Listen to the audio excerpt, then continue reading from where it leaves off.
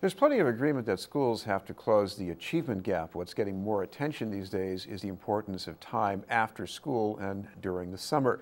That's where the community-based nonprofit sector comes in with support from its funders, and that's why nonprofit leaders and their supporters are trying to promote their agenda through a new coalition, Boston Learns Together. Joining us are two members of the coalition, the Executive Director of Boston After School and Beyond, Chris Smith, and the Executive Director of the Sportsmen's Tennis and Enrichment Center, Toni Wiley. Thank you both very much for being with us. Thank you. Thanks, Chris. I want to start with Chris Smith.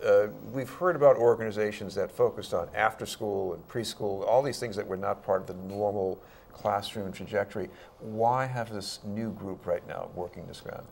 Well, we know that students don't make the distinction necessarily between school, after school, vacation, and summertime. And the idea behind this coalition is that we can connect school, after school, and summer learning so that kids get what they need to succeed. And we break that into three parts. It's knowledge, which clearly they have to master to succeed in school.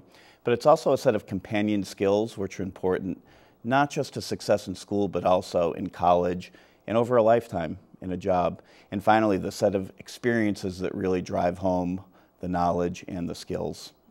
Toni Wiley, back when we had just the Sportsmen's Tennis Club, from the very beginning, I think there was a connection between the sport and educational opportunity. Absolutely. Certainly there's been a knowledge for quite some time that children, their academics improve when they're physically active, but Sportsmen's was always built around the principle that tennis needed to be a vehicle to change lives. So there was always a focus on education, but over the last several years, partially in partnership with Boston After School and Beyond, we've really had a focus on formalizing our connections to the schools, both for academics and for physical activity. Chris, one of the aims here that really intrigued me is not just that students need more time to work on things or they need exposure to adults, but there's a concern here about higher order thinking skills. Why are these after school and summertime slots so important for that? Well, when you talk about higher order thinking skills, problem solving, collaborating both with peers and adults, efficacy, having a sense of that what you do will pay off later, some of those skills are best developed in environments that engage students in things that interest them, that expose them to areas that they didn't know they might be interested in. And the context also allows for the flexibility to personalize the experience so that students can develop those skills. And we're also talking about some job exposure as well, too, maybe. For teenagers, job exposure and experiences that simulate a job where they can develop those skills and practice those skills are really critical. And if you ask any employer what skills they're looking for, they can name them effortlessly. Toni Wiley, talk about the education of tennis that goes on, because this is not say, here's your racket, here's a ball, and come back in half an hour. I mean, there's a lot more going on than that. Well, you know, tennis is a strategic game, and each of the strokes in and of itself is complex, and then you have to know when to use them, and that's where you begin to get into these higher order thoughts as well. But certainly the real goal here is that you have to connect with a child at their level in order to help them learn anything. You have to figure out how that child learns, and you have to help them understand that they really are getting better every single day, that they are able to tackle a new skill, they're able to break it down into components and then learn each component, whether that's a tennis stroke, whether that's learning the strategies to win a match, or whether it's applying it to a math skill or to a complex essay or problem. Because the other thing is you have kids who don't have many other opportunities to feel good about their abilities, I guess. That's true. That's so true. This is one more option for them. Very much so. Chris, the concern about resources, what does that mean exactly? Because that's one of the things that you're concerned with. Well, if you think from a citywide perspective, the schools are funded at nearly $1 billion.